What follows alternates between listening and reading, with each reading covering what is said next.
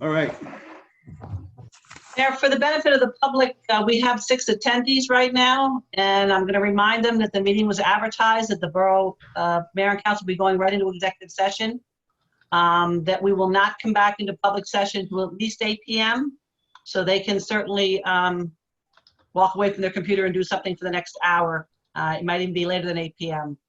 But I'm going to ask the members of the governing body to cut off their video and their audio from this call and to call in on our borough attorney's line to start executive session. Okay. After we pass the resolution. Whoa. Don't go yet, guys. Guys, don't go yet, because we still got to do The resolution. the open public Right, we stopped open the meeting. roll call, and then the resolution, all right? So in accordance with the provisions of the Open Public Meetings Act, public meetings may be held in person or by means of communication equipment to include streaming services and other online meeting platforms. Due to the COVID-19 situation, the Borough of Fairhaven's municipal facilities are closed to the public.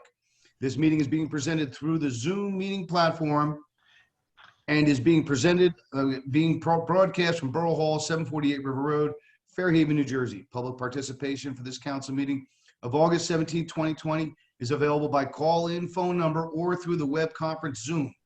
Members of the public will be on mute until public question comment time, which will be announced. At that time, the public has the opportunity to question, comment by phone or through Zoom by the raise hand button and will be called on at the appropriate time. Notice of the meeting was included in the scheduled meetings, which was amended by resolution number 2020-99 and sent to the Asbury Park Press at 2 River Times, the Hub, and the Star Ledger on January 9, 2020, posted on the Borough website, the bulletin board in the municipal building, and has remained continuously posted as required under the statute. Allison, roll call, please. Council members Banahan, Christner Keefe, Here. Koch, McHugh, Here. Rodriguez, Here. Aronson. Okay, may I have a motion for resolution 2020-139, executive session, personnel and contract negotiation? May I have a motion to offer? So moved. Second? Second. Okay, second by Councilman Christner Keefe. Roll call, please. Council members Christner Keefe, Yes. Koch, Yes. McHugh, Yes. Rodriguez, Yes. Aronson. We lost Susan. her, I think. Was here, she should be coming back. Unless she's an exec. She probably jumped to exec. All right, to the attendees, we'll be clicking off right now and we will be speaking to you in the near future.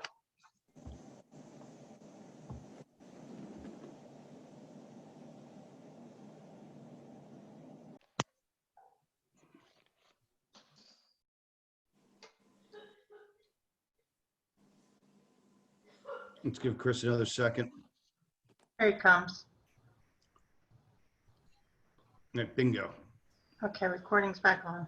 Okay, recording's back on. Never done this before. May I have a motion to go back in a public session? Do we need that? We Okay. did. You should do a roll call. Yep. Yep, let's do a roll call. Council members Banahan, Christner Keefe. You're muted. Sorry. Koch, Here. McHugh, Here. Rodriguez, I am here. Sorensen. I am also here. Okay. Welcome everybody, and to all the attendees who waited patiently, we thank you very much. To start off, at the request of the Tigger Foundation, I have a proclamation for Overdose Awareness Day, August 31st, 2020.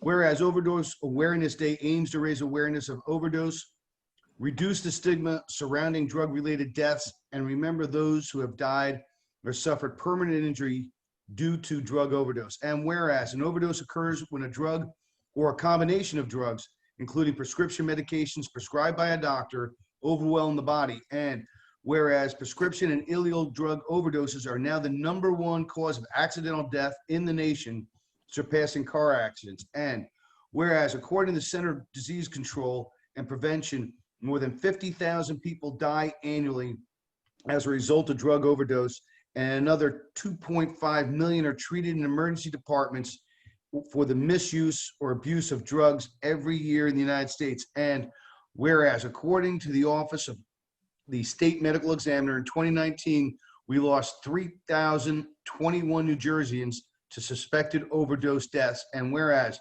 by acknowledging residents who have been affected by overdose, we help the general public understand the effects on New Jersey's communities. And whereas practitioners, persons at high risk, family members, and other can save lives by learning about the signs of overdose and how to administer naltrexone or naloxone and calling the 911.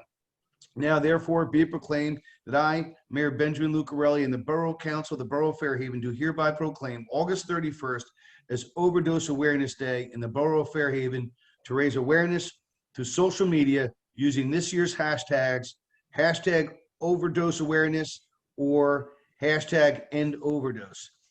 This was brought forth by the Tigger Foundation, a local service, and we have a request later on for them to put flags up on our property. The next proclamation brought forward to me by the head of Fulfill, the former Lieutenant Governor, Kim Kim Cordano. Cordano. Yes, proclamation of hunger match. Whereas hunger and poverty are issues of grave concern in the United States and the state of New Jersey. Whereas the Borough of Fairhaven is committed to taking steps to raise awareness about the need to combat hunger. And whereas the Borough of Fairhaven is committed to working with Fulfill, formerly the Food Bank of Monmouth and Ocean counties, to educate people about the role and importance of food banks in addressing hunger and devote more resources and attention to hunger issues. And whereas more than 215,000 individuals in Monmouth and Ocean counties now rely on food provided by Fulfill and its partners since the beginning of the pandemic. And whereas the unemployment level is at the highest it's ever been in the history of the state, and the poverty level for a family of four is $25,465, and 9.5% of families live below that level. And whereas since March 13, 2020, Fulfill has provided 1,986,909 meals, including 16,000 more meals per day than the year before, and 984,000 of those meals were provided to the Monmouth County residents. And whereas due to the pandemic, 1 in every 6 people in Monmouth and Ocean counties receive emergency food from Fulfill and their network of food pantries, soup kitchens, shelters, and other community organizations. And whereas food banks across the country, including Fulfill, will host numerous events throughout the month of September to bring awareness and attention to encourage involvement in the efforts to end hunger in their local community. Now, therefore, be it proclaimed, I, Benjamin J. Lucarelli, Mayor of the Borough of Fairhaven, and the Borough Council do hereby recognize September as Hunger Action Month in the Borough of Fairhaven and call this observance to the attention of our citizens. Thank you. Okay. Next on our agenda, Monmouth County Open Space Grant Hearing, Stone Dust Walking Trail, Fairhaven and Ridge Roads. Teresa, would you like to give us a little primer on this? Yes, Mayor, I'm going to do the initial introduction here and do a narrative on the project, at which point I'll turn it over to engineer Rich Cardella to go over the concept plan and the cost estimates, and then we will open it up to the public for questions and answers. Okay. For the benefit of the public, the project for which funding is being sought for the 2020 Monmouth County Open Space Grant is a project called Trail Linkage and Expansion throughout Fairhaven Fields. The improvement for the funding is adding additional trails which will connect the active and passive recreational areas of this large park, as well as increase access to existing trails that already exist within the park. This trail expansion will help meet the community's growing recreational needs, including extending the pedestrian walking trail with barrier-free access, which will interconnect the entire site and provide full access to all fields and facilities, and also landscaping and site restoration. This project is very unique, as the borough will be repurposing organic materials, which will be hydro-raked from nearby McCarter Pond as part of the trail site restoration and landscaping plan. The repurposing of the hydro-rake clean fill within the borough will benefit McCarter Pond and provide quality materials for trail area restoration. All improvements will be constructed in the project will be in strict compliance with all applicable permit requirements, including NJDEP Coastal Area Facilities Review, Act, CAFRA, as well as all local, county, and state requirements. The 2020 Trail Linkage and Expansion Project will significantly increase the borough's walking and running trails, as well as increase safe access and egress throughout the entire Fairhaven Fields tract. This project will help the borough achieve its ongoing goal of building a better lifestyle for our community. This proposed project significantly increases the ability of the borough to satisfy the various recreational needs of the community. Fairhaven Fields area has previously undergone substantial improvements to facilitate safe and effective means of ingress and egress, which help interconnect this centrally located sports complex to several of the borough's other open space facilities. Presently, our inventory of recreation facilities remains unequal to the demands necessitated by the borough's promotion of a healthy and well-balanced lifestyle for all our citizens. Municipal recognition of the need to revitalize and expand the Fairhaven Fields recreation area was recognized in both 2005 and the 2016 Master Plan Examination Report, which has recognized the need for expansion of community recreational opportunities. And finally, in 2016, the borough was recipient of a New Jersey Department of Transportation local bicycle planning assistance. Accordingly, for the past several years, the local pedestrian safety committee has been working with grant-sponsored consulting firm to make that plan move forward and increase the connectivity and trail linkage for the borough of Fairhaven. I'm going to turn it over to Rich now to go over the concept plan and his engineering estimates.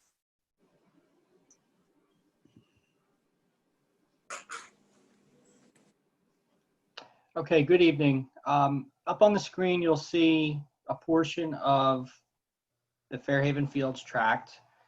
On the right-hand side, you have Fairhaven Road, and then at the bottom of the screen is Ridge Road. So, as Teresa had mentioned, the proposed project is to install an 8-foot wide multi-use trail. The surface will be a quarry dust material similar to all the other trail networks within the active area of Fairhaven Fields and also some of the other park facilities we have. It will begin here on Fairhaven Road, just south of Brookside Farm Road. It will continue down Ridge Road and pretty much hug the perimeter of the Fairhaven Fields site, and will then go down Ridge Road, heading west, tying into the existing trail system that currently exists on the active site there. What I'll do is I'm going to also pull up the cost estimate. Just give me a sec. It's right here. Basically, I broke it up into 2 sections. We have the area that's along Fairhaven Road, which extends to Ridge Road. That so obviously your items would be clearing site. You have to install some soil erosion control measures. We're going to need some assistance from the local PD during construction. Obviously, installation of the quarry dust trail. The reuse of that organic material that Teresa had talked about in the narrative as it relates to McCarter Pond, some traffic striping, and then obviously some restoration, topsoil, fertilizing, and seeding. And those items are also consistent as we continue down Ridge Road, except we do have a crossing at the Church Road. We need to install some ADA compliant ramps, crosswalk, some additional safety measures there. So the entire project cost is anticipated to be $200,000. As you can see, the first section is $60,000, and then roughly $140,000 takes it the rest of the way down Ridge Road. So I'll pull up the, this is once again the concept plan. So if any of you guys, if anybody has any questions from the council regarding this proposed layout, this is the same layout that we had submitted in, was it 2017? Yes, Rich. And I do want to mention that as part of that subdivision on Fairhaven Road, Rich has sidewalk going in there already, which will connect to existing sidewalk by Brookside Farm Road. And also that this is a matching grant, so Rich's estimate of $200,000 has the borough putting forth $100,000 in capital expenditure, and hopefully the $100,000 matched to the $100,000 we'd be getting from our county open space to fund the full project.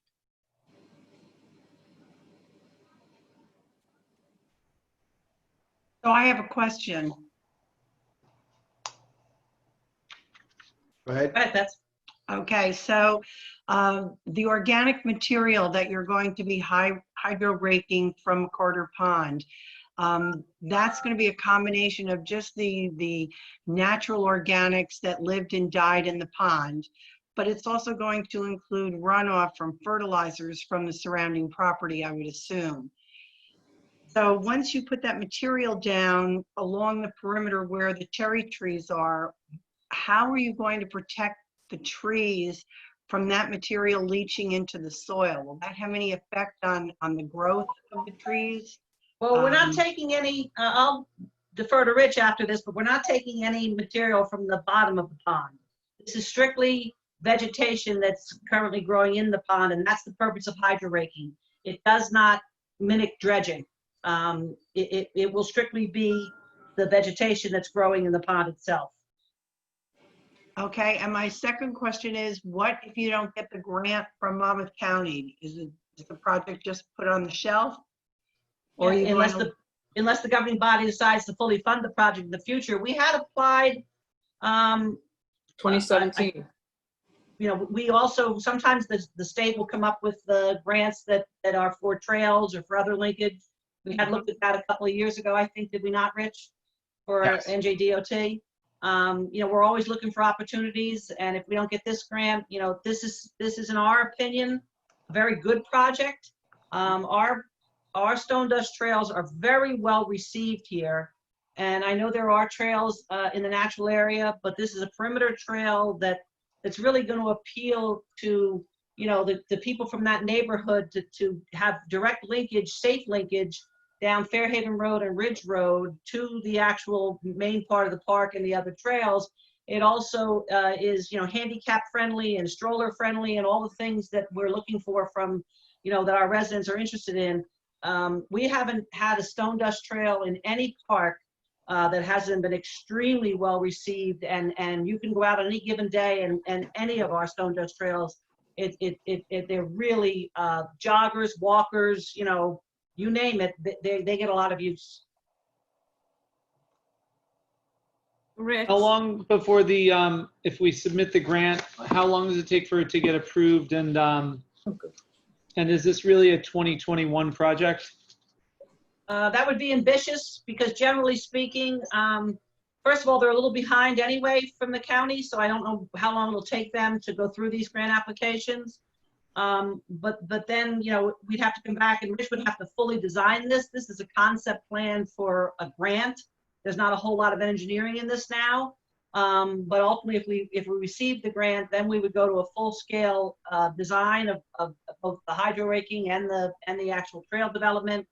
And then we'd ultimately have to have that, you know, approved the governing body and go out to bid. And then, you know, we have other projects in queue right now. So this wouldn't fall at the top. I'd be inclined to think if it was a 2021 project, it would probably be a fall 21 project. Conservatively, it would be 2022? Spring of 2022 might be a little more realistic. What do you think, Rich? Yeah, I agree. They do give us adequate time to get it designed and constructed. So, yeah. Okay, thanks.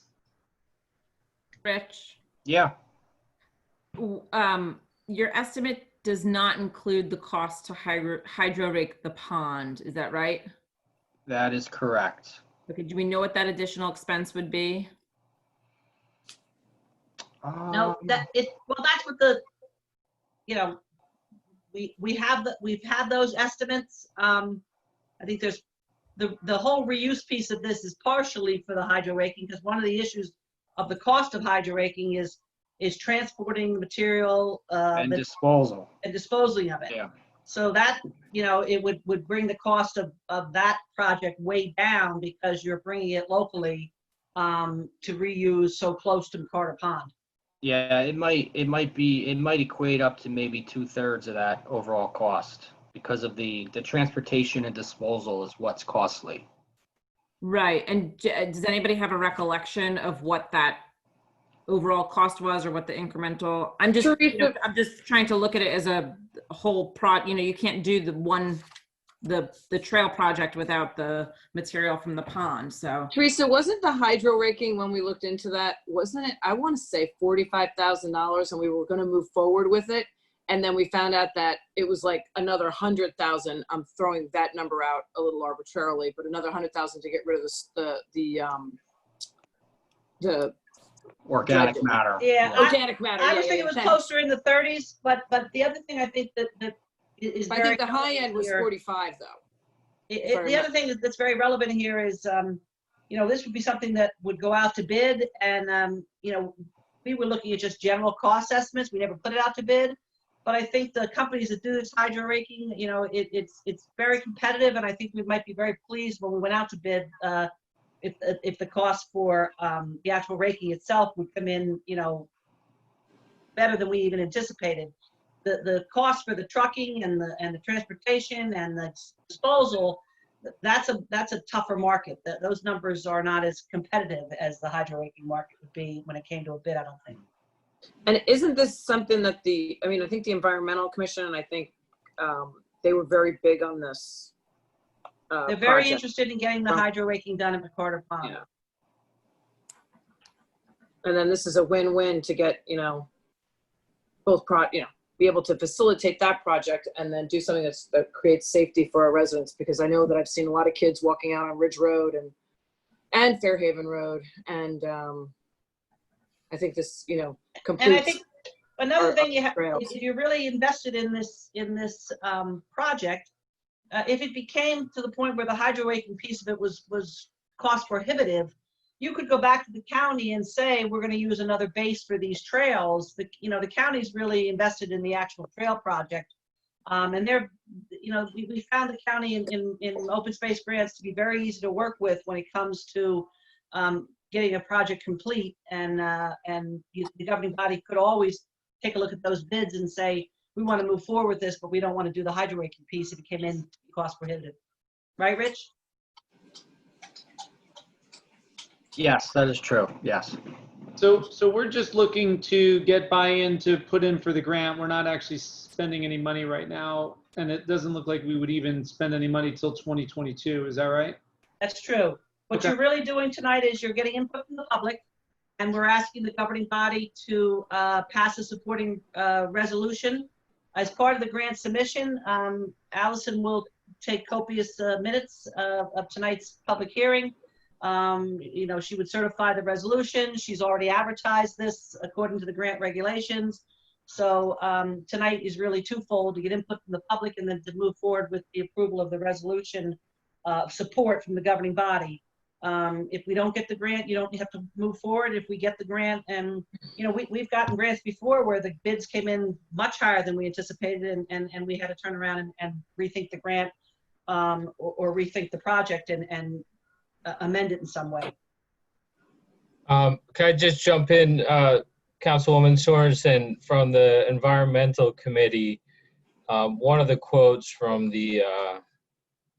one of the heads was Brian Rice, and he shared, I think it was around $90,000 in all, including the hydro raking, the transportation and disposal.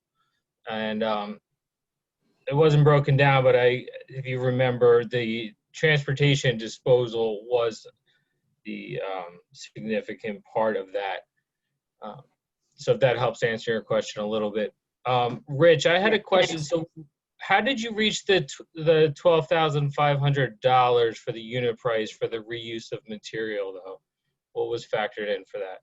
It was really just factored in on, as you can see, it's a lump sum. When you submit a grant, there are some unknowns. We didn't fully engineer it. We don't have exact measurements, but we want to have a safe number in there. So we've got the reuse of the material for 12.5 on the first section and then 45,000 for the other. So your total is substantial because we wanted to make sure that that figure covered what that disposal and trucking fee would have been. So, you know, once again, when you do these estimates, as you can see, there's a lot of lump sums in here. You just have to kind of be confident that the figures is what it is, and based on, you know, experience and doing these types of projects before. So, All right, thank you. okay. Has the Natural Area Committee been consulted on the concept plan and the trail? We sent them at their request, you know, what we had actually submitted in 2017, which was the narrative, the concept plan, and the engineer's estimate at the time. I told them that what we presented this evening would be substantially similar to what I had sent them. The only change really was a slight increase in the cost estimate from Rich when he updated his estimate based on 2020 figures. Right. But Any have they council provided people that- any feedback, I guess is the question. I'm assuming they may be on the call Yeah, tonight. they're on, well, most of them are on tonight. There's been a lot of emails going around, like they'll speak when they have an opportunity to. Oh, great, okay. So any of the council person like to be heard? Seeing them, like to open this up for the public to discuss. May I have a motion? So moved. All right. Second. First up, we have Brian Rice. So Teresa, if you could bring Brian Rice up. Yeah, I just have to move to my participant screen, sorry. Yep. Okay, Brian. Brian, unmute yourself me and now? you're ready to go. There you go. Can you Good hear me evening, now? Brian. Okay, hi, how's everybody doing? Good. So, I've been doing a lot of research on this, as probably everybody knows. And from the Environmental Commission standpoint, I think we're all in agreement that it would be a win-win to be able to do something with the spoils that we couldn't otherwise do with them, to get rid of them. That's the biggest problem with trying to get the organic material out of these ponds is getting rid of the material. So when it was posed to me, and excuse me, I'm down at Cape May at the beach house, but I've read a lot of the emails going back and forth with you know, with the various entities that are interested in this, and like I said, we've done a lot of research. So I have the numbers in front of me that were, again, they're just proposals from the entities, and there's really only two main entities in the state that does hydro raking, and it would take a significant cost out of the equation if we could get rid of the spoils, or not spoils, but get rid of the organic material ourselves. They would have to be leached a little bit in the back of the site, which the site we're calling McCarter's Pond, and then moved via our own trucks to the outside, the perimeter of Fairhaven natural area. So the map that I was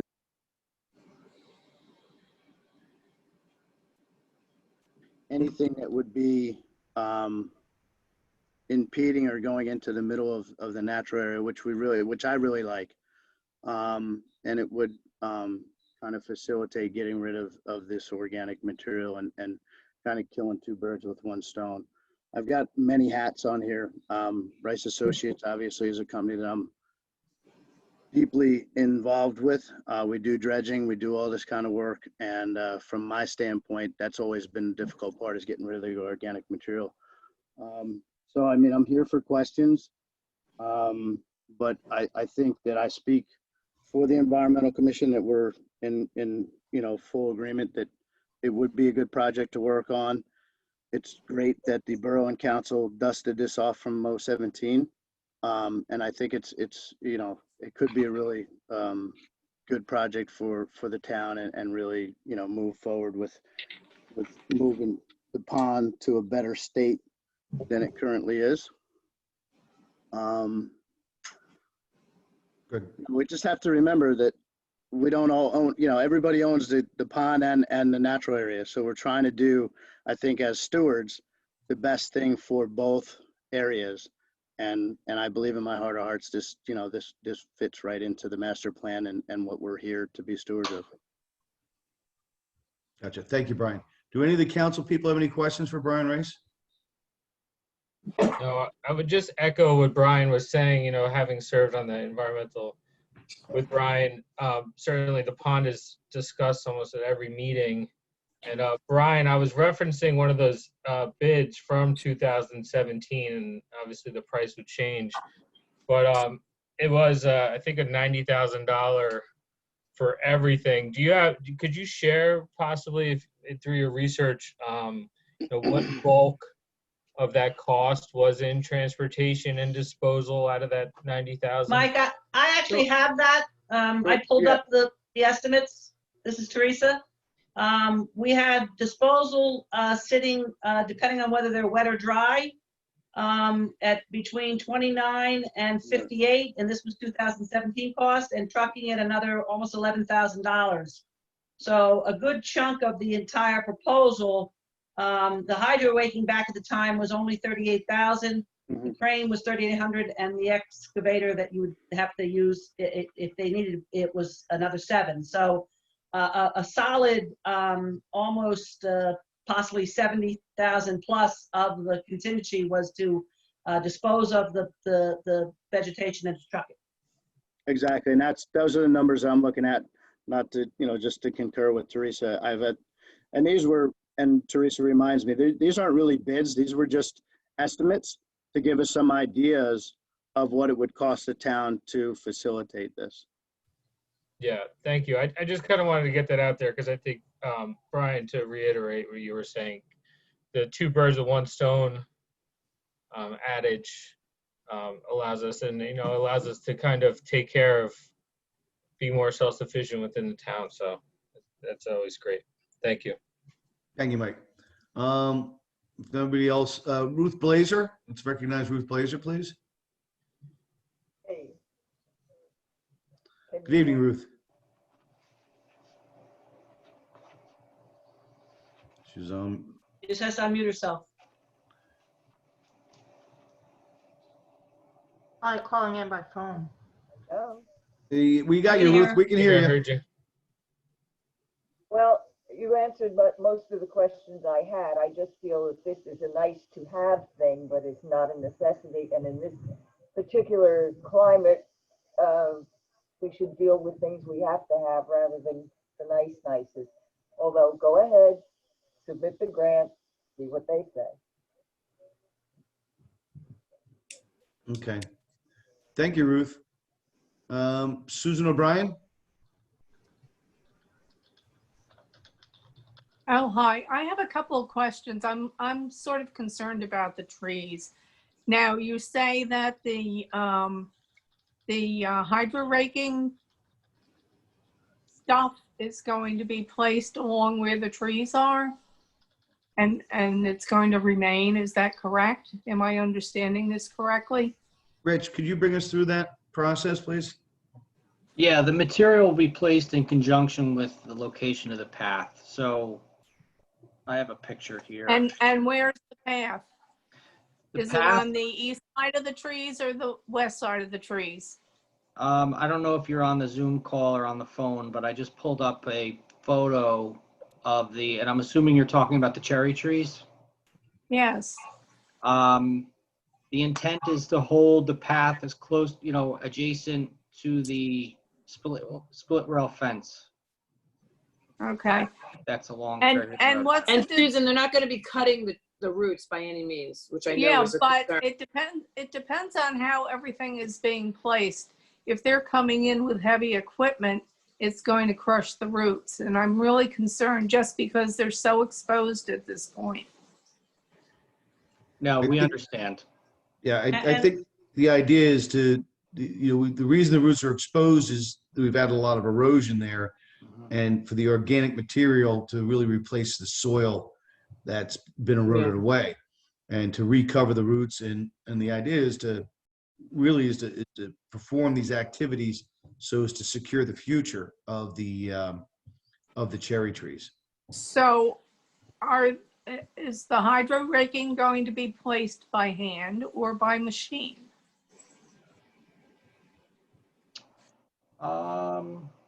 Combination of both. I mean, it'll be trucked over there and stockpiled, and most of the time it's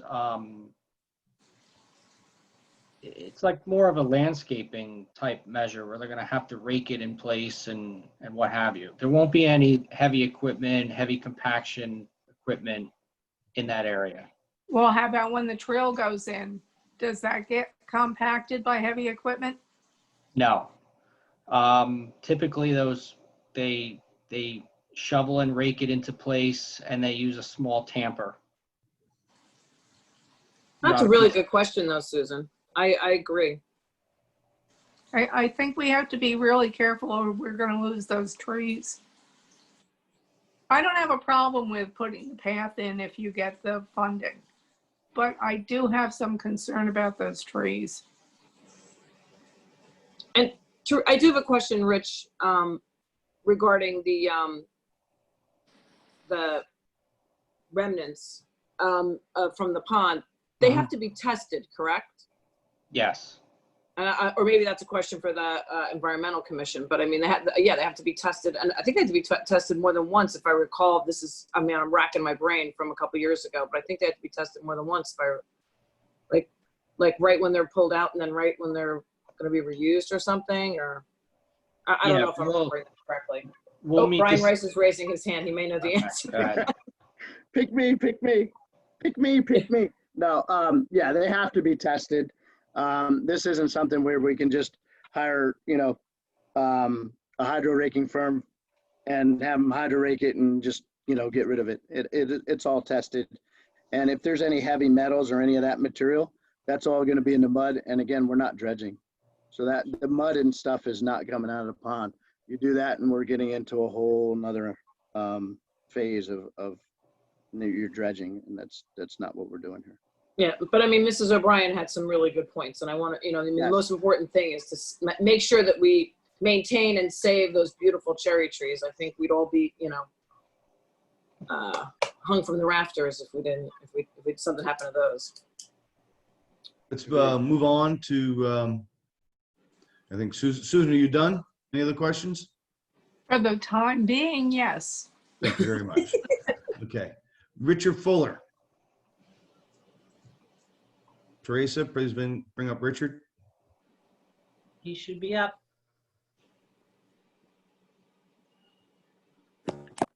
And he disappeared.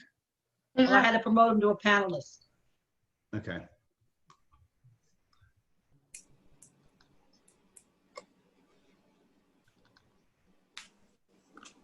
He's got to unmute. Dick, you gotta unmute yourself.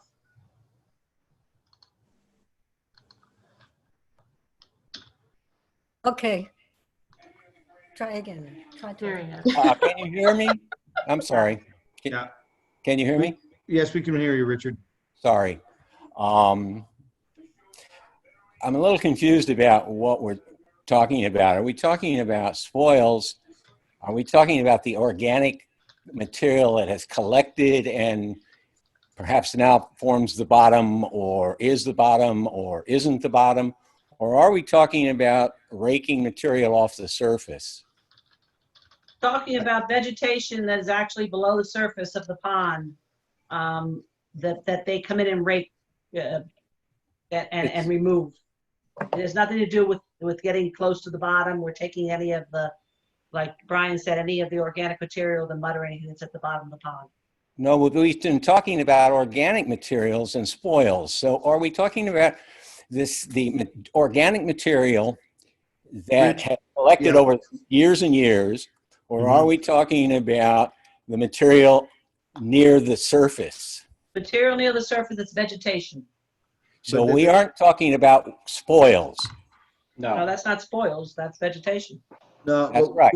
What we're talking about, the pond is about 3.5 feet deep uniformly. Yeah. It was originally constructed as an ice pond by Thomas McCarter for the estate.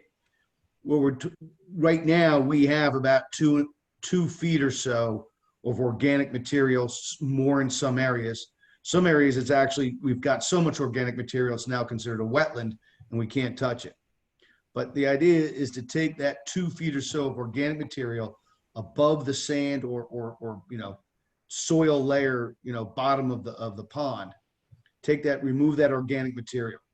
And the idea of the hydro raking is that machine, that device, the way it functions, really does not function well as pulling up the soils. It will only pull up the organic material.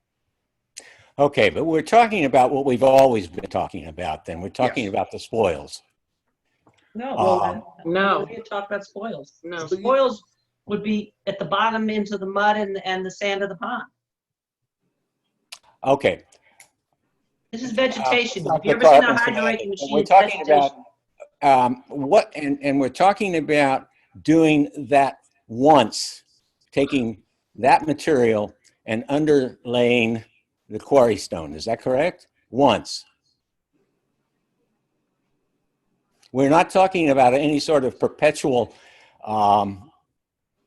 disposal system or location for whatever we call this material. Right. We're just talking about once. Mm-hmm. For hydro raking at one time, yes. And it is only going to serve as underlayment.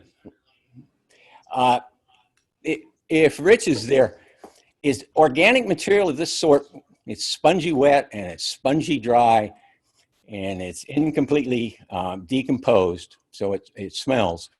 Is that really going to hold up the quarry stone or the quarry dust? Is that really good underlayment material for the quarry dust trail?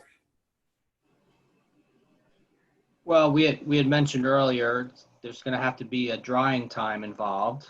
So we don't anticipate it being this soggy, spongy material. And it will be utilized to kind of top dress some of the area as well, in and around the trails and under the trails. Okay. So we don't need to design the trail to drive a car on it. So Where are you going to dewater?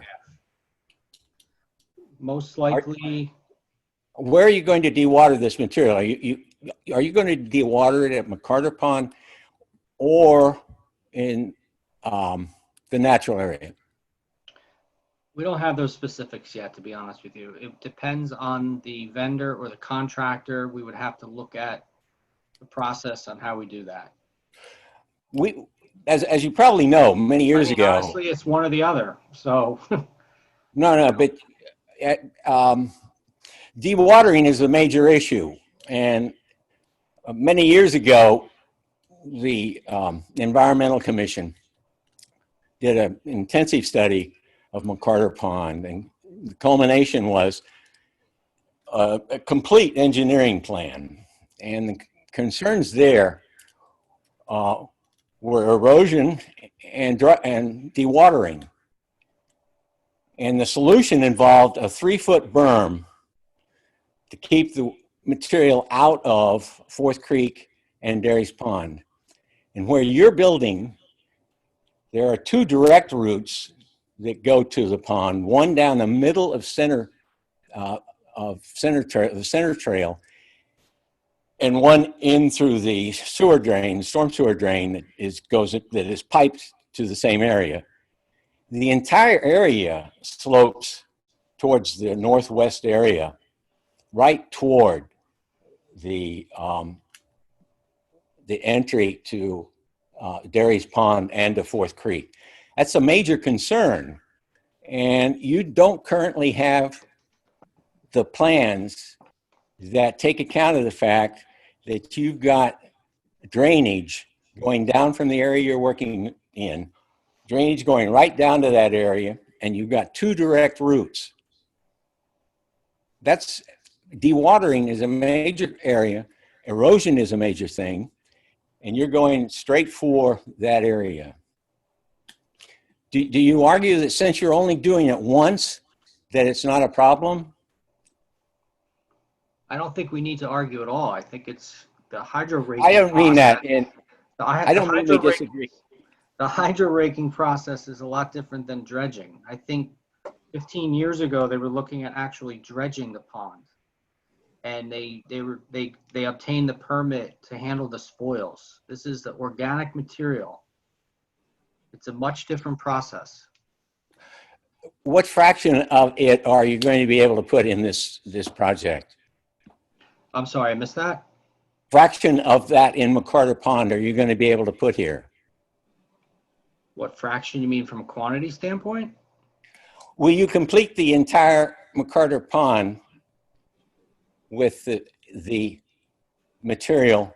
This will allow us to This hydrorake. project, This will allow us to hydrorake McCarter Pond and have a disposal reuse close by. So we have the proposals we had talked about from 3 or 4 years ago. And once again, like the Environmental Commission had, Mr. Rice had talked about earlier, this kind of kills two birds with one stone. It's a public benefit to take care of the pond, and it's a public benefit to install the trail system as part of this grant application. my concern, my main concern at this point is dewatering.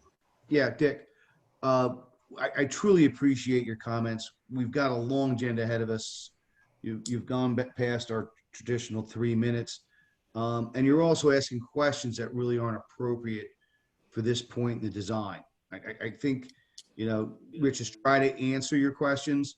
When we get to the actual design, if you want to debate the actual details of how the material is handled, we can do that then. I totally agree with you. Okay. Thank you. This is not the appropriate time. Yes. And that's one of my frustrations. I'll chat with Rich because I think that I need the details that Rich has. Thanks. Well, Sorry. yeah, you got it. Thank you very much. Do we have any other raised hands? We got Okay. Dave Bordelon. I got to go back. Sorry, I was in the panelists. Dave Bordelon, please promote him. He's up.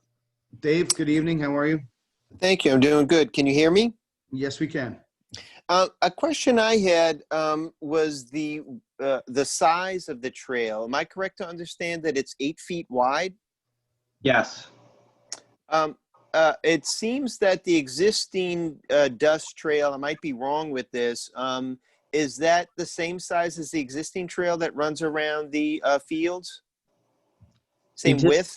Thereabouts. They're Okay. 6 to 8 feet, yeah. Okay. It's so funny when you're running along and, you can't always realize how wide it is. 8 feet seems so wide, but I guess you're right. In places, it is like 6. It is probably 6 feet or something. I think there's a lot of advantages to the plan.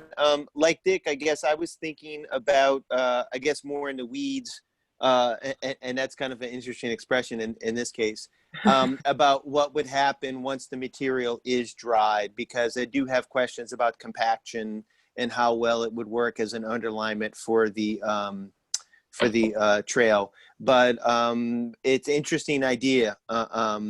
And looking forward to talking about it amongst the Natural Area Committee. Thank you. Thank you very much, Dave. Next up, Jennifer Halcrow.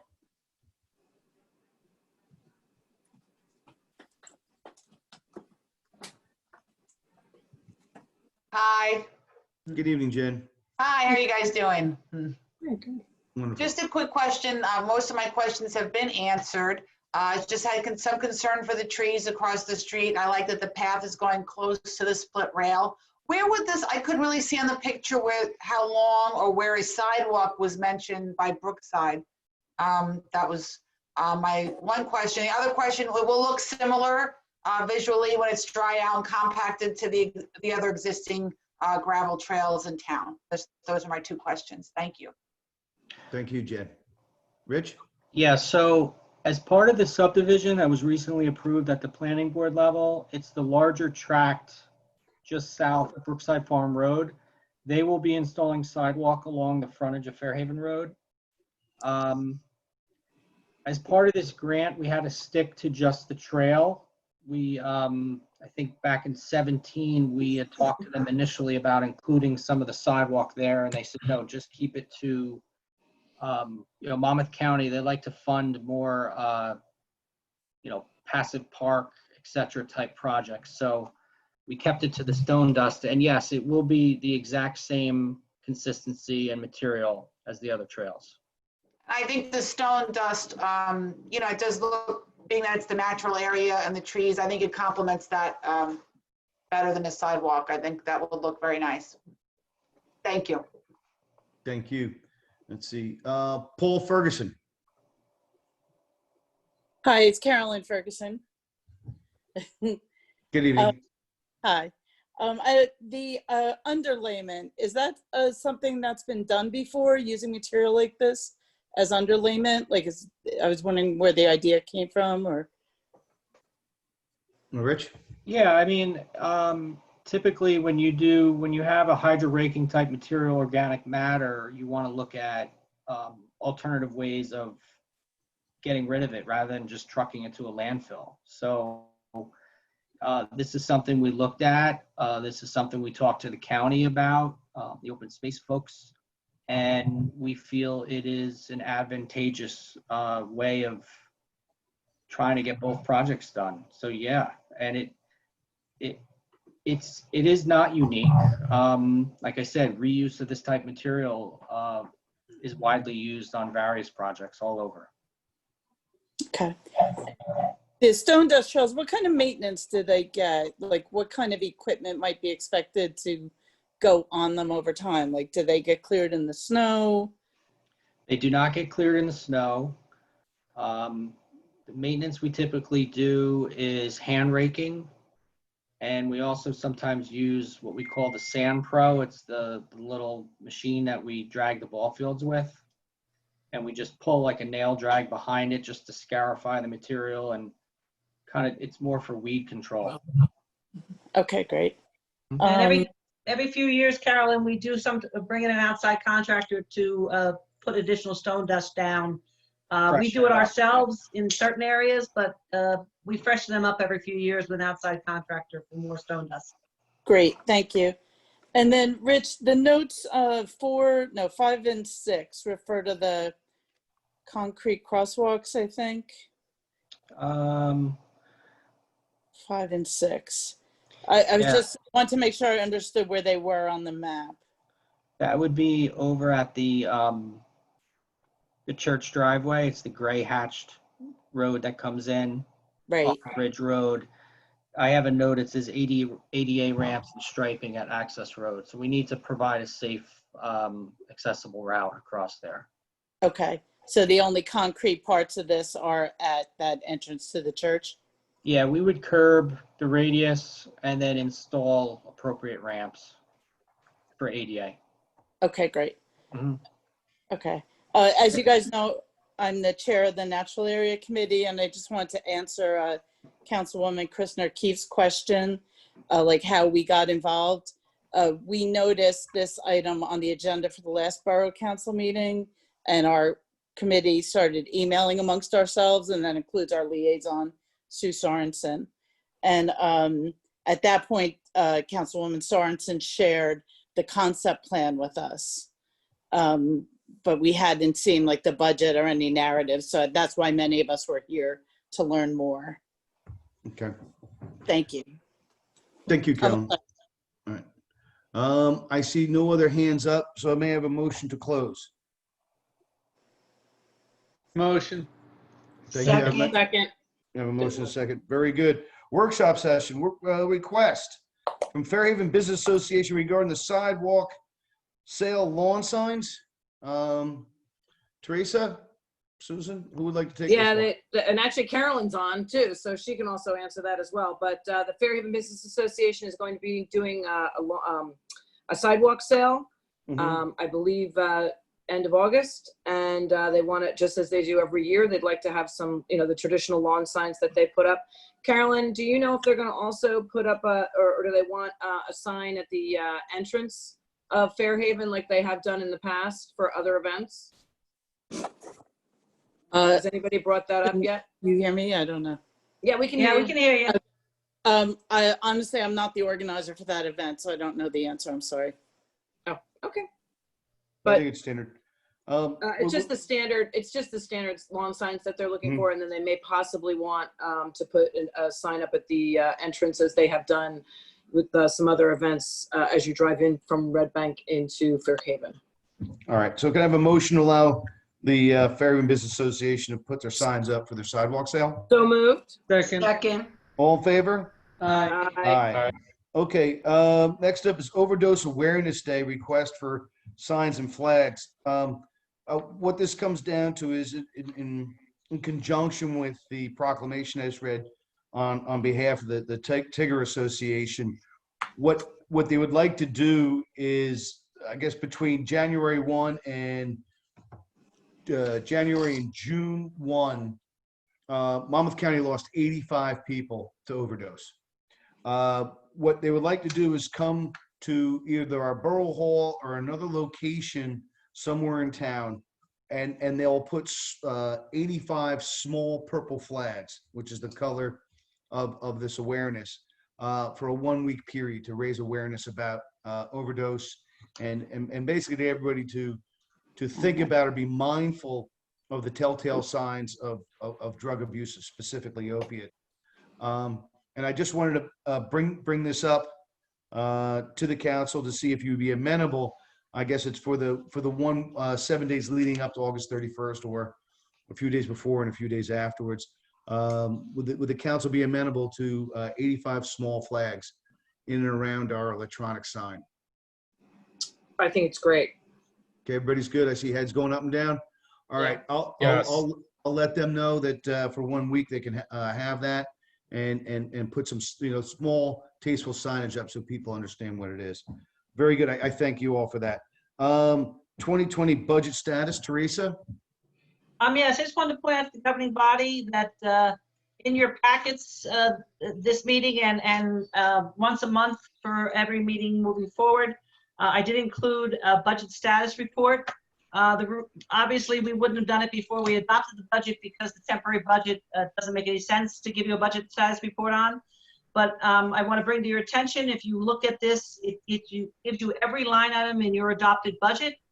You can see what balance has been used year to date.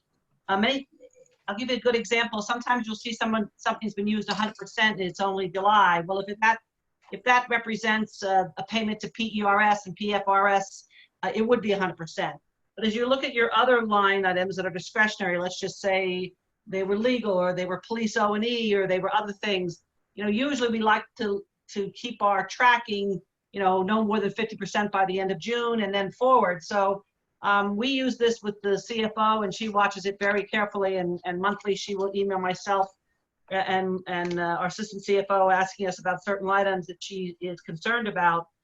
For the governing body's purposes, I wanted to make sure you looked at this, and if you had any questions with each time I send it out, you can bring them forward. I want to remind the governing body that this is a very tight budget for 2020, and we are not permitted to transfer until November.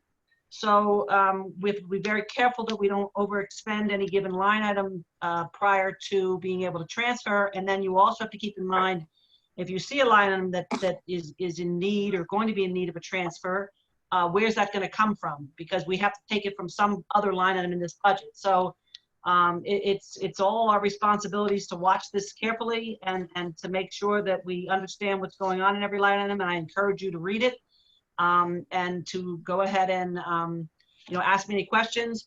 I intended to give it to you monthly, but if you want a copy in every packet along with every meeting, I certainly can do that also. It's up to the governing body. Anybody have any questions? Joe Biden talks. Is she looking for guidance? And did Cardi B interview? Like, did she interview him? All right, somebody's talking. Carolyn, you have to Carolyn go on mute. Ferguson, I'll mute her. Okay, sorry. Sorry. Is Teresa looking for guidance, like monthly or? I'll do it either way. It doesn't really matter. This changes after every governing body meeting, because when you approve a bills list, those monies are now spent. When I cut a purchase order, they're only encumbered, and you'll see in this report what's encumbered, which is actually spent, and what's unexpended. So, I mean, I can either do it once a month or every 2 weeks. It doesn't make any difference to me one way or the other. think, Why don't you do it every meeting then? That's fine. we'll do it for every meeting. Okay, very good. Capital bond ordinance. Yes, that's also me. And this is only on here tonight, not to have the governing body make a decision. But I wanted to do two things. We have some new members of the governing body who have never really participated in a bond ordinance, which we generally do annually. So I wanted to put out a memo of what we're actually doing, which you have a copy of, and a copy of the actual bond ordinance process that you can read.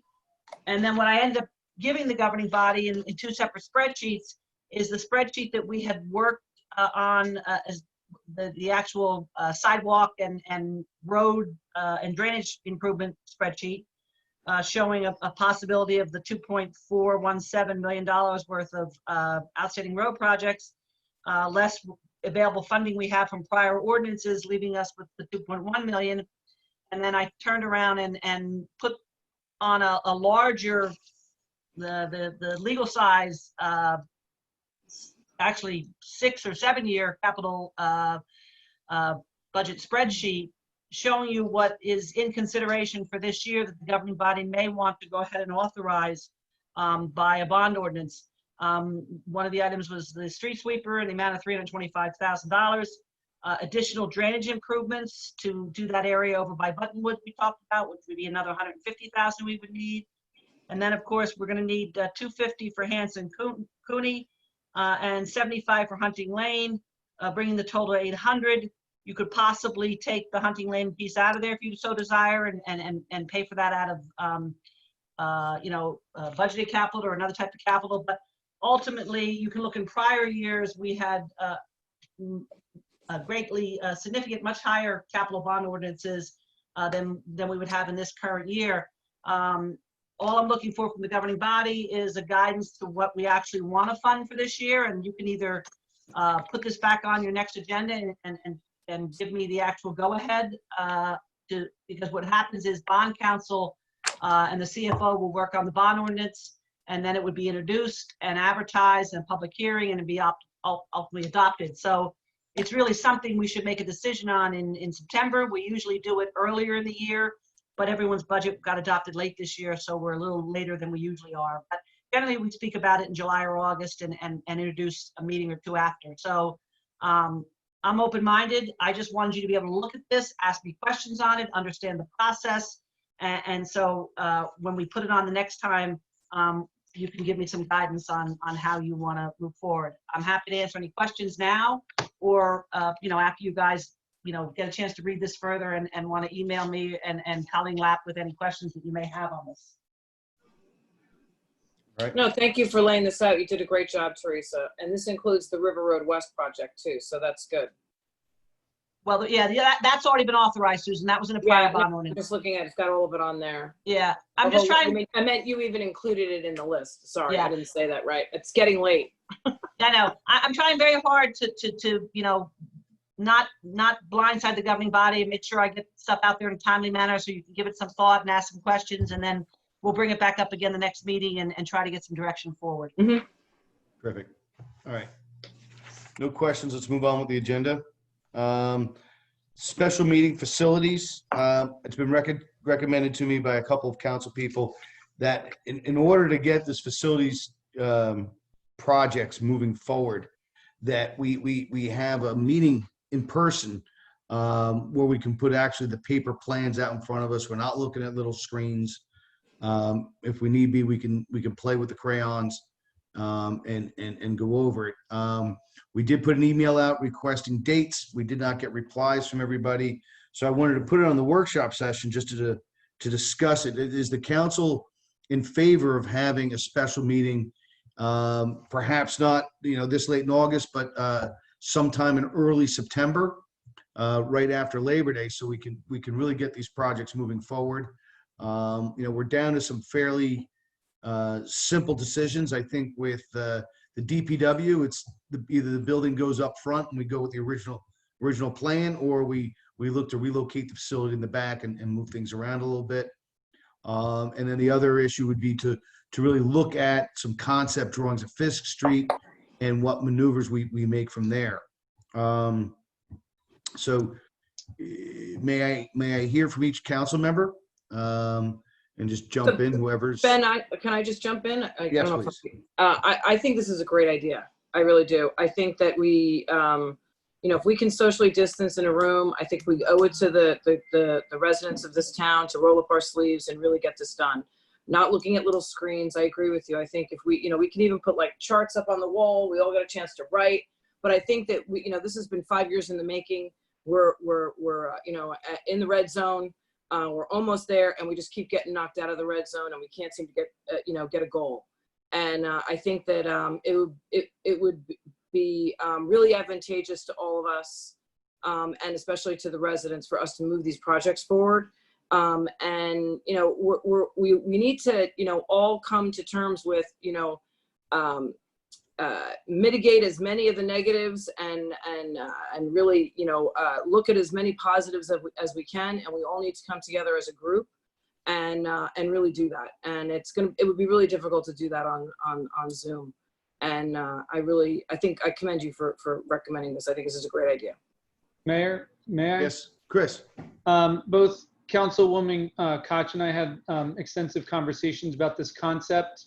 I think we all come at it from a similar angle. I view this as a facilities meeting that includes the entire council, and as a result, needs to be open to the public to observe. This is a working session in my mind. We will come away with some consensus, at which point we will devise more detailed plans for the public to engage on, similar to what we had done and did not move forward with at the Sunoco site. I guess that was January 11th, 2019. So that is not the kind of meeting we're having here. This is more of a strategy facilities meeting, which will result in more refined plans for the public to give input on, and then ultimately make final decisions. I do personally think that doing a social distanced in-person meeting, but with the ability for the public to observe, is the right approach for a number of reasons. Okay, excellent. Mr. Mayor? Yes. You know that I have been pushing for this for most of the summer to try and get our council together to have this discussion. And I am 100% in favor of it. Chris Rodriguez and I have discussed this on multiple occasions, that it's important for our residents to be able to observe the process. I don't know how we would include input from them in the moment, but I'm sure we can figure that out. But I think it's important for the council to reach a consensus, to agree on a plan moving forward, and then we have to stick to that plan and make some important decisions. Okay. So the question is, we've got about 3 weeks before Labor Day. I don't know what people's plans are. I'm in full staycation mode. I think Council President Sorensen will be traveling. So that puts us into Well, the 25th, 26th, and 27th. Okay, so are all the council people available between the 25th, 26th, and 27th of August? And do we know? Chris is looking. I am. Okay, so let's do this. Everybody keep an eye on your emails. Teresa and Allison will be sending an email out, and let's hope we can get a date sometime next week would be preferable. I'm thinking if we can get the schools to accommodate us somewhere, probably the all-purpose room at Knollwood would be big enough for us to social distance. That'd be a great place. I'm on vacation the week of the 28th. The 28th? Okay, that's... Which is a Friday. Keeping in mind, I also have to make sure our professionals are available. I did talk to Eli today, and he'll look to make himself available, but that, once again, prior to Labor Day was going to, gave him a little bit of pause depending on when we pick. So let's see if we can get it sometime next week or perhaps the following week. Let's send the email around. It's always the most difficult part, but it's COVID. Where are you going? So California. So lucky then you. that's my other problem, Mayor, is it would be preferable to do it before that because then I have to self-quarantine for 2 weeks when I get Yeah, back from self-quarantine. California. So Teresa, So let's give it. we're then looking at the end of September. So if everybody could maybe do it 24th, 25th, or 26th, that'd be great. If not, we're looking at the end of September. All right. So let's take a crack for that. Teresa, Allison, hopefully we can get that done.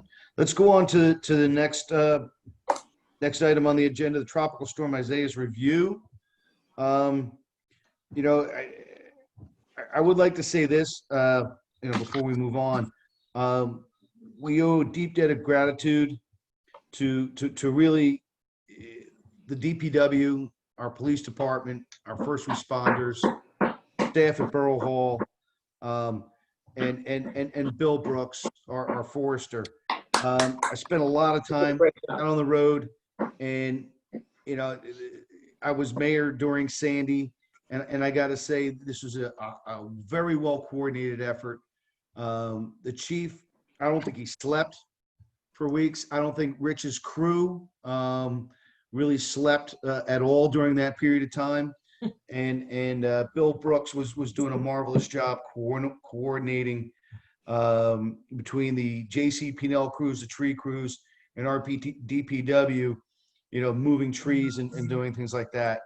And then, our fire and first aid, we're answering CO calls and all sorts of calls all day and night. And really a big round of applause for all those folks. They did a fantastic job. It really is exemplary of what makes Fairhaven special. And all of you, thank you very much. They did an exceptional job. All right. I don't know if anybody else wants to add anything to that. Can I just make one suggestion? We've gotten a number of suggestions from the public, and it might be worth engaging JCP&L to better understand in a town hall down the road, in a month or so, once there's a debrief available about how things are turned on, what the grid looks like, what the plan is going forward, and an education program for the paying customers. The municipality itself isn't a big customer as opposed to the 2,100 households in this town that pay the bills. It'd be great for them to better understand, and maybe it's a bill payer led initiative, but provide some availability to all of our people to hear and understand how the grid works, how it doesn't, how old it is, what the plans are going forward directly from JCP&L. We gave a lot of gated information. I want to thank everybody, namely the mayor, for being on the phone with JCP&L today and getting our point across.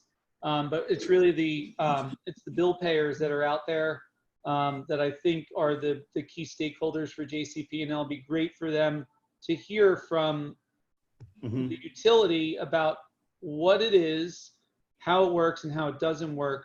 I understand that this has been a big improvement since pre-Sandy, but it doesn't feel like it. And just being able to explain that and where are we going to be, in the next storm, 2 years, 2 months, 2 days, 20 years from now, wherever it is. Yeah, because I think Teresa, when is the JCP&L person coming? Isn't it in the September meeting, maybe? Or we had already, even before the storm, we had tentatively scheduled our JCP&L regional rep to attend our September 14th meeting for the mayor and council and the public. And as part of that, I had already had email exchanges with him asking for outage data for the last several years.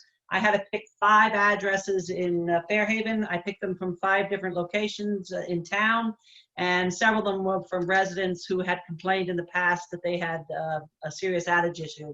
So he's going to have that data available for us, hopefully for the governing body to review before the meeting, to see if people's claims that Fairhaven has an unusual number of outages, match their records. And then we will be able to speak to him regarding this storm and historical considerations for the borough when it comes to JCP&L's grid and their service, et cetera. Yeah, Chris, I've even reached out to them and spoke with our representative and his boss a couple times. I recommend you do it. It's very informative, and give him your thoughts on what you also think that he should be. I've given him my thoughts of what I think he should come to the meeting with and be prepared to speak to, but you've got great insight as well, so. Well, if any council member wants to give any input on that, you can certainly email me and I'll be happy to pass it along. So he comes prepared for whatever it is you're looking for from them. Yeah. And I'll say this to Chris, because I've been in touch with JCP&L and with Senator Scanlon's office. I think, we'll have say a debrief on the storm to a certain level on the 14th. I think the debrief on the overall system and what the plan is going forward will take some time to develop. And that'll happen at a future date. But, I think what we have to understand is that we're very fortunate, and you may not realize it, but our proximity to the Atlantic Ocean, 2.5 miles away, and the fact that we have 100-year-old oak, maple, and tulip trees that are, some well over 100 feet tall is rather rare. And that, speaks to the richness of this farmland soil. And we have utility poles. Our electric and data facilities, by and large, are up in the air. And then when we have high winds, these two things come into conflict. And we love the crown of our trees, and we want to preserve that. So it's kind of incumbent on us to understand, I think, how we live, how much we depend on electricity, and whether we want to provide ourselves alternate means in the event that if and when the storm does hit. The thing is Sandy was a superstorm. This Isaiah was a tropical storm.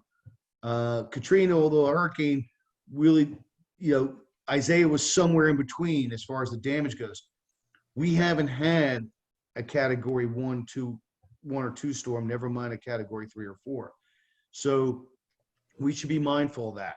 And I just remember as a kid the 1972 ice storm, and our next door neighbors couldn't open up a can of beans because they only had an electric can opener. And ever since then, I was 11 years old. I've been very mindful that no matter what happened, if the power would go out, I could always cook a can of beans. And I think with all the luxuries we have living in this marvelous, marvelous place that we live, #1 in Monmouth County to raise a family, we should be mindful. But yes, we do have power 24/7. And right now our grid is good. We're not like California where we have rolling blackouts, but we are susceptible to storms. And so I think that's a decision each family has to make as to how they secure that. But as we go forward, we will continue to work with Senator Scanlon's office and JCP&L and the BPU. And the BPU is the regulatory authority. They're the ones who regulate JCP&L, and they're the ones who will be performing the investigation, which will be forthcoming along with the final report. So that's the update on Tropical Storm Isaias. Next up, we have a Buttonwood tree report from Zig Panic. This is I'll really take that, Mayor. Yes, Teresa. We received the Buttonwood tree report that we had contracted for from the licensed tree expert Zig Panic. I shared it with the members of the governing body and also the Shade Tree Commission. I think it was an excellent report. It was very well written and very detailed and easy to understand even if you were a layperson. I hadn't yet posted it for the public because I don't like to post something to the public before the people that they might ask questions for, meaning the governing body and the Shade Tree Committee, had a chance to take a look at it. But it's a public report. I'm happy to share it. Mr. Panic also did offer to conduct, a public forum or a town meeting, giving a PowerPoint and answering questions from the public when it comes to the Buttonwood trees. Basically, the report came in a lot better than I thought it was going to. There's 119 trees there. He identified different things that need to be done to the trees, but he only he only indicated 5 trees that really were to the point where they need to be removed and replaced because they were in danger of failing. Although interestingly enough, we didn't have any failures, luckily, during that storm with those 5 trees. And then, you know, in order to do the work that he recommends, we'd obviously have to get more than 1 quote. I already got a quote. I think we're probably looking somewhere in the neighborhood of about $70,000 to repair prune the trees, repair the cavity holes, to work on the base of the trees where some of them have some root issues.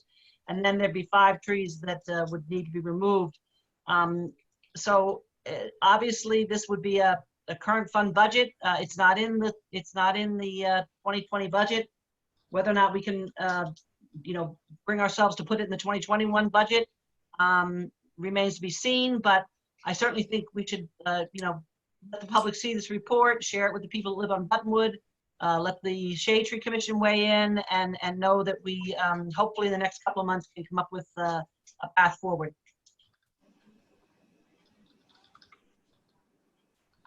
You're on mute, Ben. Let's get it up on the website and over to the Shade Tree Commission to consider. And, you know, like anything, money fixes everything. The problem is we're running out of it. Very good. Thank you, Teresa. Public comments on agenda items. Motion open. So moved. All right. This is for the public or attendees. Please use your raise your hand button and please observe a time limit of 3 minutes. We're now up to 15 attendees. Miss O'Brien. We have 1 hand up. Let me see. It's Miss O'Brien. Susan O'Brien. I'm curious what we can do as customers of Jersey Central Power and Light to make our point that we don't like living in the dark. I think the most important thing you can do is as soon as you go out, as soon as you experience a blackout, the absolute most important thing to do is to report it to JCP&L. Their restoration efforts are driven by an algorithm. That algorithm dedicates resources to the circuits that will restore the greatest number of customers first. I think in Fairhaven we have about 5 circuits, but because we butt up against the Navesink River, we live on a peninsula, those circuits serve few customers. So that's one of the reasons why we're typically one of the last ones restored, or you know, like in Sandy, we were one of the very last towns restored. It's the function of the algorithm.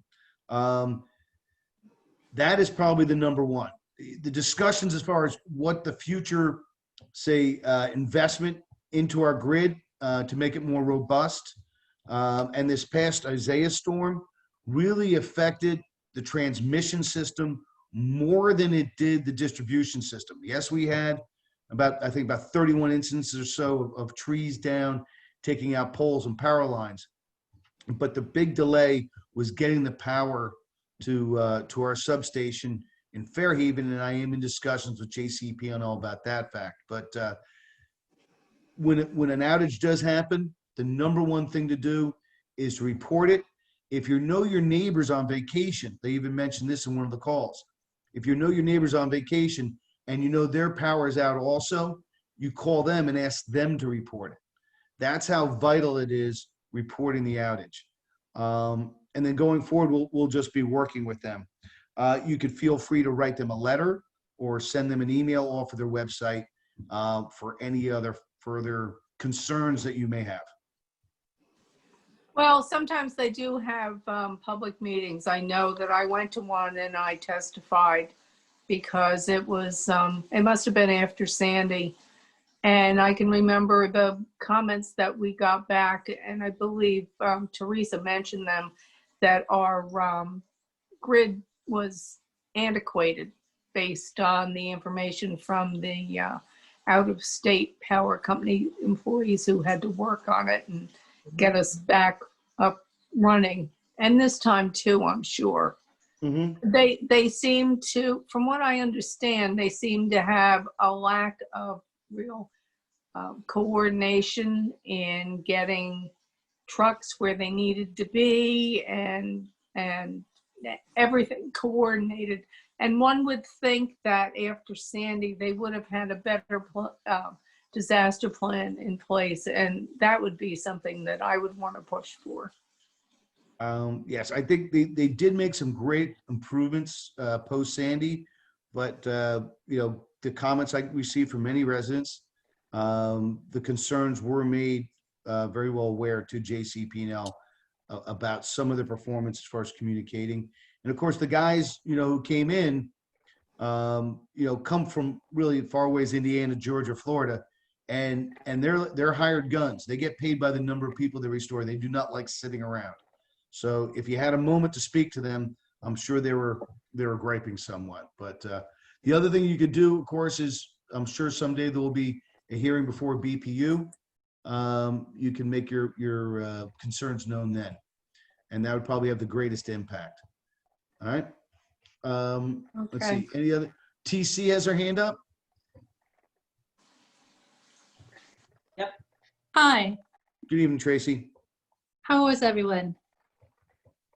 I have just once thought about the utilities because Sandy was devastating, and I agree with some of Susan's comments about you would think that they had, put some thought into this, and I think we can all agree that storms of a severe magnitude are going to become worse, and they're not going away. I wonder, has Fairhaven had conversations with JCP&L about burying lines, even if it's done incrementally over time as developments are approved or when street work is being done? We had we had extensive conversations with JCP&L post Sandy, and there's really, you got to understand, they're not going to just come in and put Fairhaven's lines underground. They'll take a section or a region and work that entire area. And if you were to go to Grange Avenue or Kemp Avenue or any one of these other streets, and if you look down the telephone lines and you understand that they have to bury those several feet below ground, and imagine all the trees that would be taken out in doing so, because you will be cutting through substantial roots to do so. It would basically denude the town and at a minimum $100,000 or $200,000 a span. You're talking billions of dollars. Yeah. And so what happens is they could come up with the plan, then they go to BPU. BPU would look at the plan and say, okay, how much do you have to increase the rate to pay for this? And when they see that, that's when everybody hits the brakes. So between what it would do to the rate and whether BPU would even let them contemplate that, and B, what it would do to our lovely crown of trees, I think it's unpalatable. Now, whether we go over to a more aggressive program of utility pole replacement, smart grid technologies, things of that, that's a whole nother program. And again, that still goes back to BPU. It's still an increase in the rate. We already have fairly high electric rates. Businesses that consume a great deal of electricity get very upset. And understand, it's not just for Fairhaven. It would be for the entire JCP&L service area. And that's really where it is. Unfortunately, we have one of the older grids, maybe perhaps one of the oldest grids in the country. And this is just kind of the nature of the beast. I think if you go back and look at the pictures of Fairhaven in 1910 at the Thomas McCarter estate, you got to understand that the bulk of this municipality was all estate and farmland. There weren't that many trees. And then afterwards, in the 30s, 40s, that's when the power lines came. So the power lines, to a certain extent, were here before the trees really grew up into it. I believe there's it's $1 million per mile to bury the wires in a mature town. And I think, Rich, correct me if I'm wrong, we have like 24 or 26 miles worth of roadway. And that's effectively what we would be looking at in terms of costs, in increase in cost to the bill payer or the consumer. Again, that has to be done in coordination with Rumson, Little Silver, Red Bank, and that's where JCP&L would have to make those decisions. Yep. There you have it. Tracy, you still up? Yeah, can you hear me? Yes. Thank you for all that background and history lesson and all the information. I guess my point is, it seems that based on the age of the system we have and the storm and the trajectory for projected storms, an investment is forthcoming. And I hope that we could be as creative and as forward-looking as we should be. Would you entertain a question on a consent agenda item at this point in the meeting? This is public Yes. comments on agenda items, yes.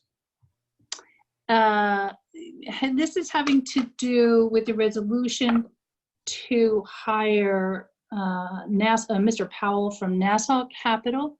Could you tell us a little bit about that? I read the resolution, but it didn't tell me enough. Mr. Powell is a financial expert. We're hiring him in conjunction with our settlement with M&M for the Fair Share Housing Plan. And the idea or the purpose of hiring him is to assist us in the settlement of that, in essence, lawsuit. A financial assessment? Is he doing analysis on the M&M? He will be performing an analysis on the M&M development, the economic viability of the development. So it says that it may exceed $17,500. So I just wonder about the scope of his work. He's just doing a financial analysis of one development and what site, or is he doing a full analysis of the three-story mixed-use model on River Road more generally?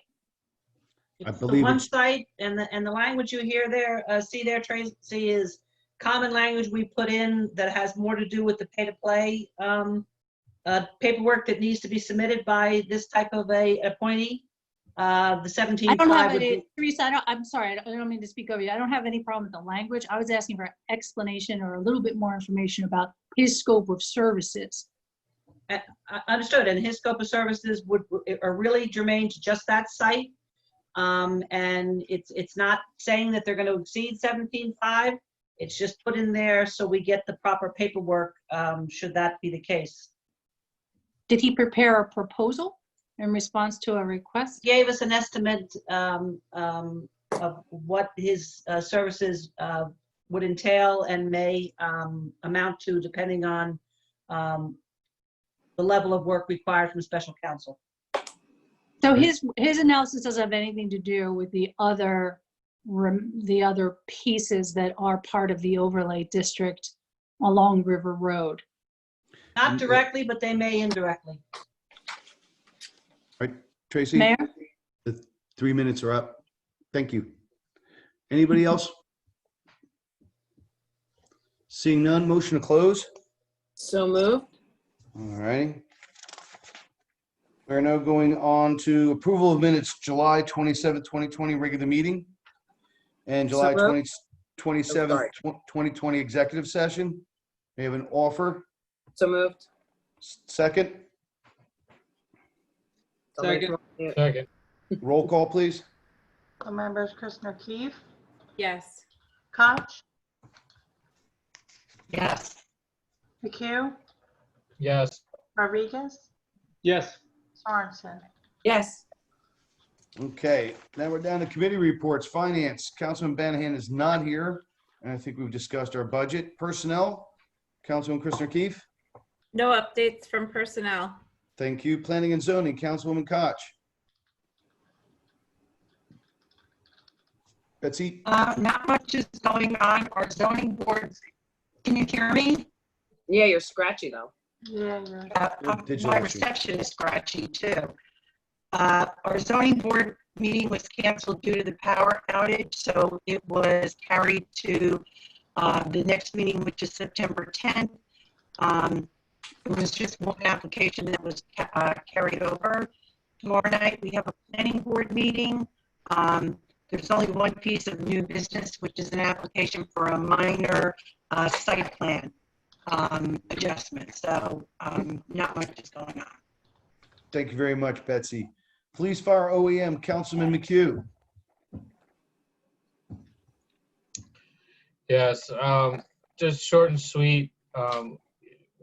We're at 7 active cases in Fairhaven, 47 total since the beginning. It's, you know, I think we're going to see another uptick coming soon. We have two, obvious, this is a little off topic, but two block party requests, and I just urge perhaps we can regulate that they take a head count, attendance reports, because contact tracing has been really tough.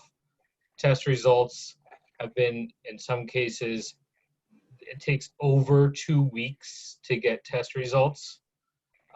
So basically, that's a huge problem once the infections come into our community, as far as stopping the fire from spreading. So I'm deeply concerned about the block party requests. I foresee, you know, a grim fall coming, but as of now, you know, I have faith in our community. We have been doing much better on average than towns our size, and I still commend our residents for being smart and doing the right thing. That's it. Mike, thank you very much. And I guess Teresa, Allison, or Sal, can we require the approval of these block party requests wherein attendance will be taken for contact tracking and social distancing will be observed? Nobody will be inside the houses? To be in conjunction with the governor's order. The chief reviewed I mean, we can ask them to, that's fine, but they also included who will be attending, which is less than the governor's order states. Okay, so we have attendance lists and they're under the number. Okay. What was that, 25, Allison? Yes. Okay, very good. All right. I also, I think if there was need for contact tracing at the block party, it won't be hard to ascertain who was there. Yeah, Okay. the 25 is only for indoor, not for outdoor. But you know, right? I know the numbers. I know, you know, who's on the list. And tell you the truth, it's mostly the numbers are going up.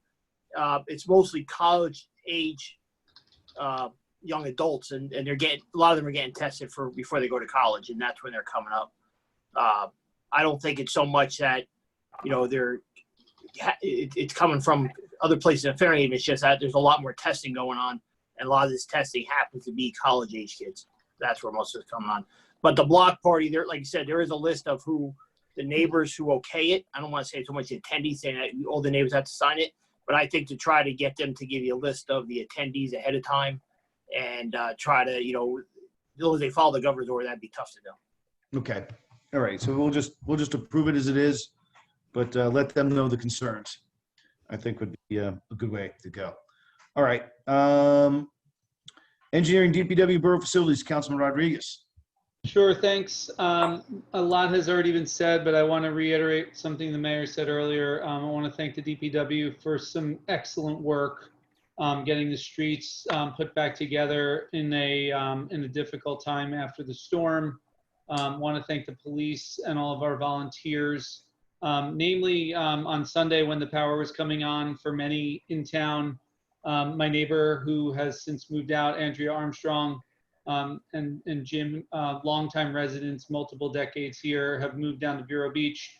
She had fallen and slashed her hand, and the police showed up on the scene within 2 minutes. And not long after, our volunteers with the first aid squad showed up, brought her to the hospital, and she was put back together.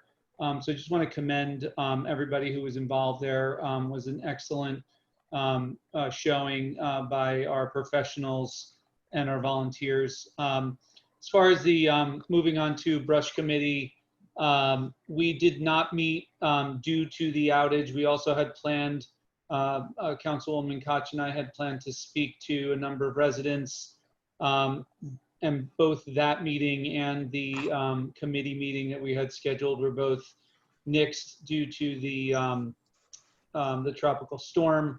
However, we will be meeting this week on Wednesday, and we also are working on a survey, which we'll share with the council, that will go out across the town for feedback.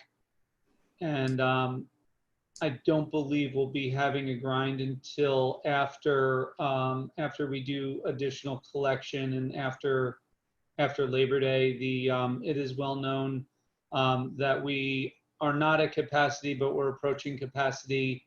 But we will not need to overflow into our temporary areas from the storm. So I believe that we should be able to manage. I also believe that Rumson from the storm is not bringing any brush to our site. They're actually doing triage at Meadow Ridge in the parking lot there. So just want to say thanks again to the DPW for the hard work, the overtime, the extra hours.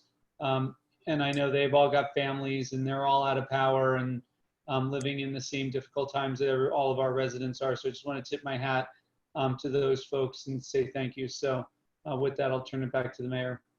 Thank you very much, Chris. Parks, Recreation, and Communications, Susan Sorensen. Yes. Hi, thank you, Mayor. I would like to, just a couple of brief updates. I'd like to really thank Allison, Betty Ann, Teresa, and the mayor for all the communication that they were putting out during the power outage.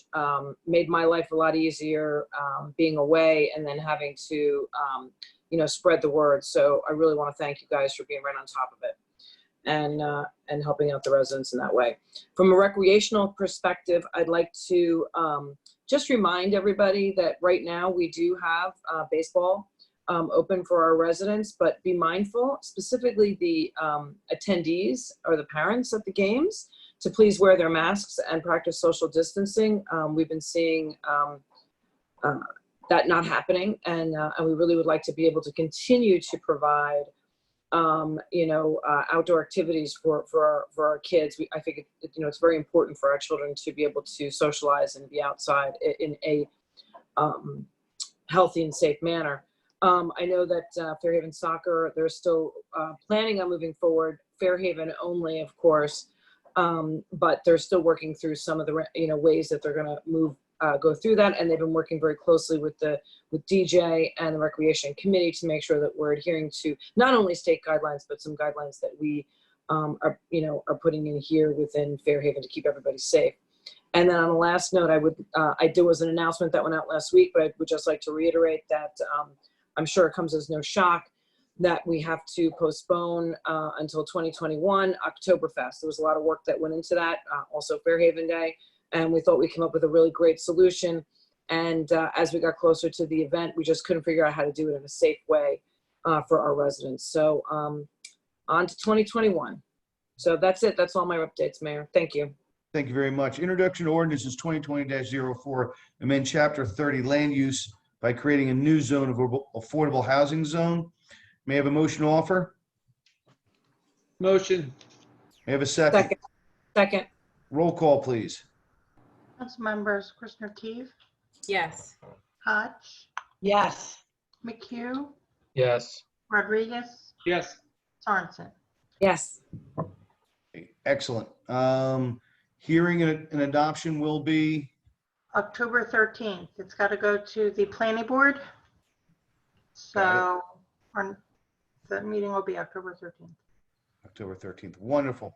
Okay, consent agenda resolutions 2020-140 through 2020-147 and 2020-141 award contract for River Road.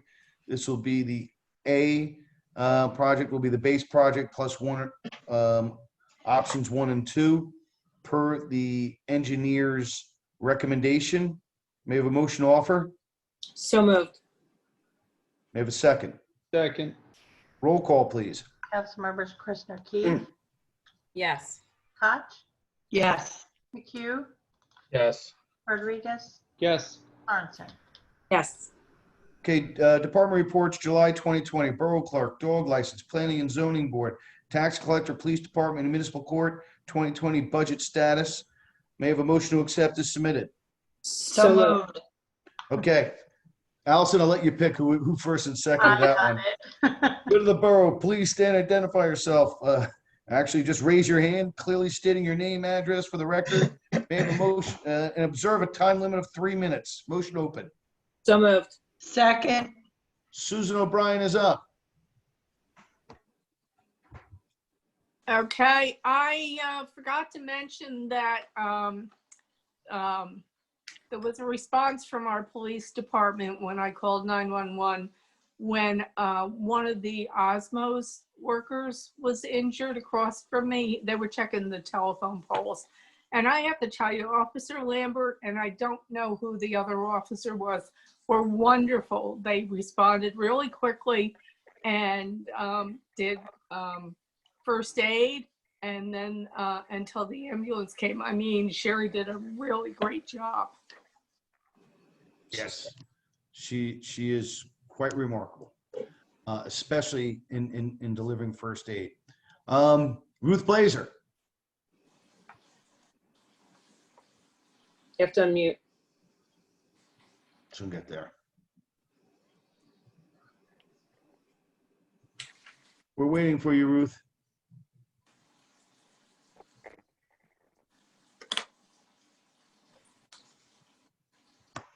Hello? There she goes. Hello again, Ruth. A couple things. Regarding the power outage, when Mayor Halfacre was mayor, they hauled JCP&L virtually on the carpet at a council meeting, and it hasn't improved a bit since then. Secondly, Seabright, which you think would have the brunt of the storm, was only out for 2 or 3 hours the whole time. I was out for 4 days, apropos of which,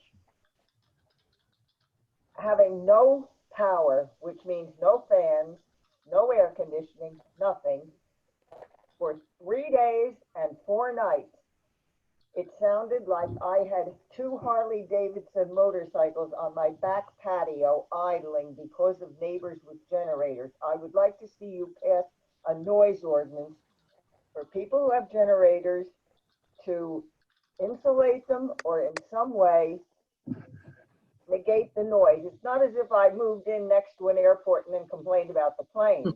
I've been here for a long time, and these are new additions, and they are unbearable. It's like the torture at Guantanamo, this noise, 24 hours a day for 4 days, for 4 nights and 3 days. We've got to do something about it. Mrs. Blazer, the mayor, Mrs. Koch and I actually have been looking into that, and at an upcoming meeting, we'll be discussing generators. My son has a suggestion if they're worried about how it looks, you know, put a child's playhouse over it or something so it looks like it belongs. The other thing is the streetscape on River Road. What are the parameters? Where does it go? From where to where? Is Rich still with us? It goes from Smith Street down to Lake. Wow. It's about a half a mile. Okay, what are they going to do besides pave? The county's going to pave. We are replacing curbs and sidewalks. We will be putting in the street lights so the entire town matches, but at the greater distance, not the pedestrian distance like we have in the commercial district, the greater distance of the lights, and then the decorative crosswalks as we have in the rest of the town. So basically, when you enter into town, you will have a consistent feel and look all the way from Lake Avenue to Buena Vista. Okay, my comment is that my sidewalks are fine. They are great. They need to be mud jacked because they're not level. Mm-hmm. But I would like to put in or have the ability to have a circular driveway, so I need 2 curb cuts. What do I do to get that? I think you would first need planning board approval, and I'm not sure we can get you a second curb cut at this point because it's on a county road. You'd have to submit a zoning permit, If they're and working, then this is the time to do it. And another thing, if you will notice, coming up to Hance Road, the properties have a 12 to 18-inch green swath between the sidewalk and the curb, which enhances the properties. I'd like to continue that. Rich? it is. I actually designed it where the majority of the sidewalks have an 18-inch wide grass strip. From where to where? I mean, I realize you're not going to do it up to the shopping center, but just in front of the residences? Most of the residences, yes.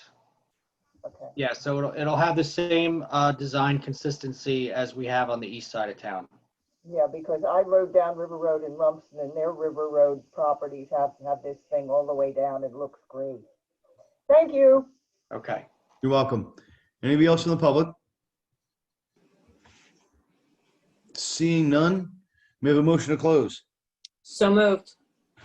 Wonderful. Okay. Up for adjournment, everybody, thank you for attending. It only went 3 hours, 4 hours. So everybody have a wonderful evening. For all the people who stayed with us and spoke and were heard, we greatly appreciate your participation. Everybody have a wonderful evening. Motion to adjourn. So moved. So moved. Have a good evening, everybody. Thanks. Good night. Bye.